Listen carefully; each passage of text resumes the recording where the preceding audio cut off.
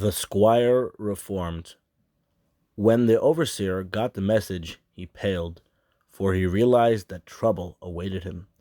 But he had no alternative than to do his master's bidding, so he went off to the village where he had heard Chaim Shimon was staying. As soon as they both appeared at the castle, the pirates greeted Bednitsky with a roar of curses and demanded an explanation of him. But as soon as Bednitsky opened his mouth to speak, the pirates screamed at him, "Silence, you black dog!" and turned with a completely changed manner to Chaim Shimon, saying politely, "It was extremely nice of you to bring the Volocka so quickly. I like people who carry out my orders so capably, and I like people who keep their word, even if they be Jews. To show you how pleased I am with you, I am going to pay you a gulden more on every pair of Volockas, and give you a repeat order for a further 200 pairs." Chaim Shimon, who was aware of the capriciousness of the crazy pirates, thought he was making fun of him. He could not imagine he spoke seriously, so he replied, "I was told you had cancelled your outstanding order for the Volockas, and I was already on my way home with them. I had accepted the cancellation without intending to make any counterclaims, but now I hear a different story from your own lips." "Who was it who told you such an untruth?" asked the pirates. Chaim Shimon looked towards Bednitsky, but said not a word. The latter looked as if he would willingly have sunk through the floor.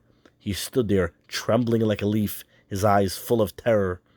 The pirates knew, without being told, that his overseer was at the bottom of the unwarranted cancellation, and hurled himself at him, thundering, "How dare you bring such dishonor upon me by saying in my name that I wish to retract the order I had placed with this Jew? You shall pay dearly for this, you black son of a dog!" The nobleman accompanied his tirade with a slashing of his whip over the face and body of the luckless overseer until the blood spurted forth from his wounds. In his rage he turned also upon Chaim Shimon, saying, "You also deserve a whipping for believing that I would go back on my word. This I would never do, even if the prices were too high." Calming down, he concluded, "I see I am dealing with an honest man. You brought my order even before the time you promised, so I will show you my appreciation by dealing with you in the future.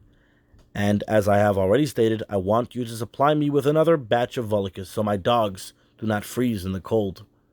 The pirates gave orders for the book of accounts to be brought in. Meanwhile, wrapping himself up before going out to have a look at the new Volockas that Chaim Shimon had brought along in the wagon. When the goods were uncovered and the pirates bent forward to examine them, he shouted out his approval with glee, and said he wished them to be taken to his storeroom to compare them with the previous lot that Chaim Shimon had sold him.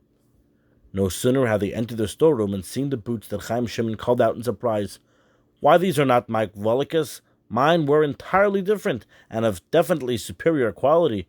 These are not worth half the price of mine." "What in the name of heaven has been going on around here again?" roared the pirates. "I must get to the bottom of the matter." Bednitsky could stand no more, and fell down in a swoon.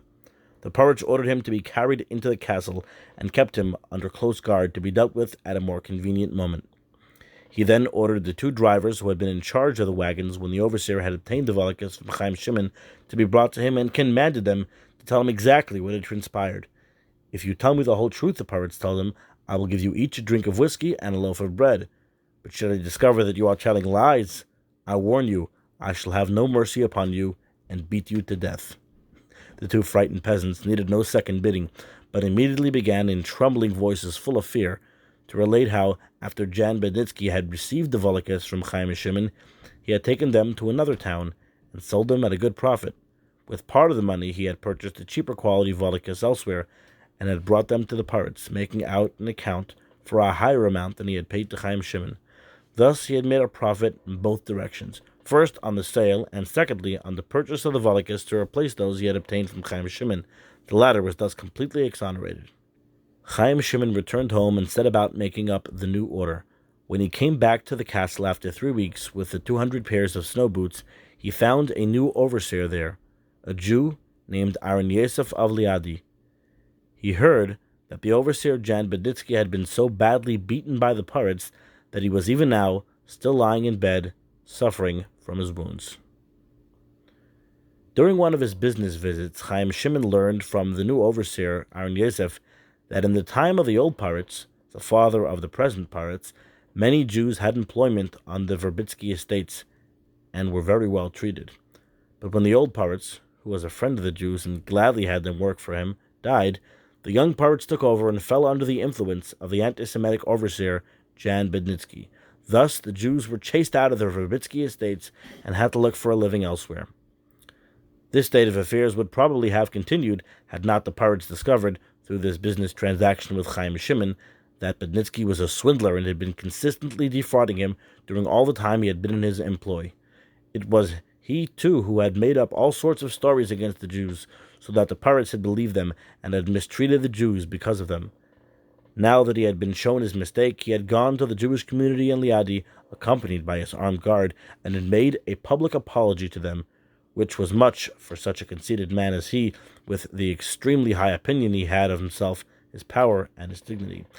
He had asked Aaron Yosef to come back and again be his overseer, as he had been until Bednitsky had come along and made mischief for him and all the Jews in and around the estate. Now everything was changed for the better. When Chaim Shimon arrived one day to make a delivery, he was told that the pirates had arranged a special meatless meal which he would be able to eat, and in order to make certain that it would be kosher enough for him, he had asked his Jewish overseer, Aaron Yosef, to arrange the meal for them all in his own house, and he, the pirates, would pay for everything. When they were all sitting together at the table, and it was indeed meant as an honor that the pirates should sit at the same table as Chaim Shimon and the overseer, the young pirates began telling them of his late father's friendship with the Jews.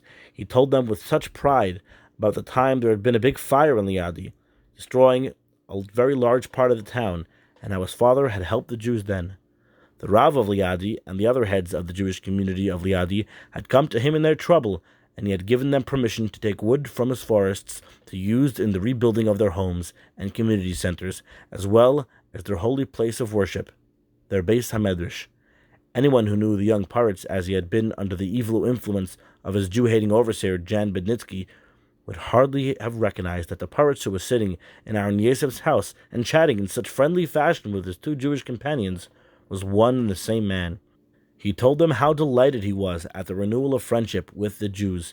He knew his father would have wished it so, and he was glad that his father had never known that his friendship with the Jews had been terminated for a time by his son. Both Aaron Yosef and Chaim Shimon were delighted with this change of heart on the part of the young pirates, but Chaim Shimon in particular was absolutely in the seventh heaven of delight that it was he who had been instrumental in bringing about such an improved state of affairs for his fellow Jews. And so it was with a light and grateful heart that Chaim Shimon left the pirates for Verbitsky and made his way back to his home in Dublin Mizl.